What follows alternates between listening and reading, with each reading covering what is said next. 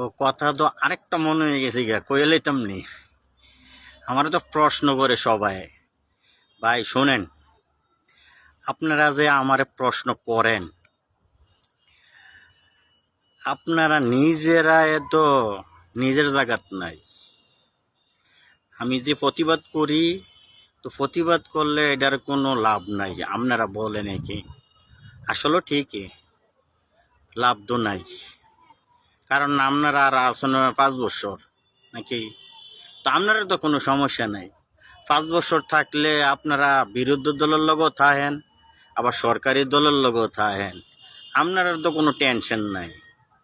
তো আমরা তো সমস্যা কি?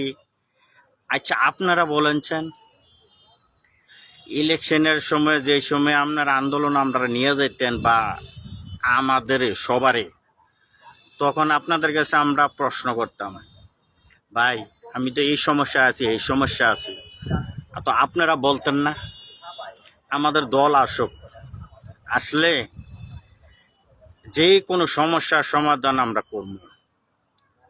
আপনারা সত্যটা যেটা এটা বলবেন। আপনারা যদি মুসলমানের ঘরের হইতেন তাইলে কখনো এটা বলবেন না।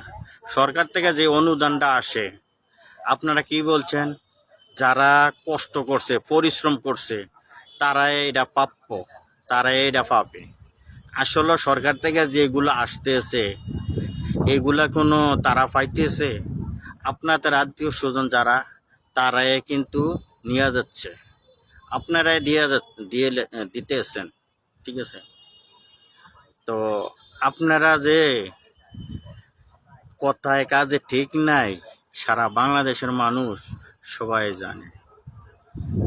কারণ ক্ষমতা যার যতদিন ততদিনে বাহাদুরি করে যাইতে পারে, এটা সকলে জানে। আপনি জানেন, আমি জানি, ছোট্ট একটা বাচ্চাও জানে।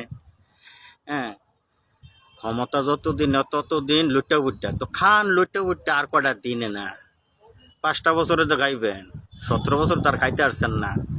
বাড়ি টাড়ি গাড়ি বাড়ি যা আছে কইরালাম তাড়াতাড়ি, আর সময় পাইতেন না তো।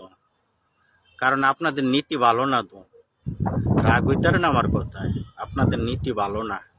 কারণ সারতালে বুঝা গুল দেয় সবাই, তো এই কারণে আপনাদের নীতি ভালো না। আপনারা আর ভবিষ্যতে আশা করেও কোনো লাভ নাই।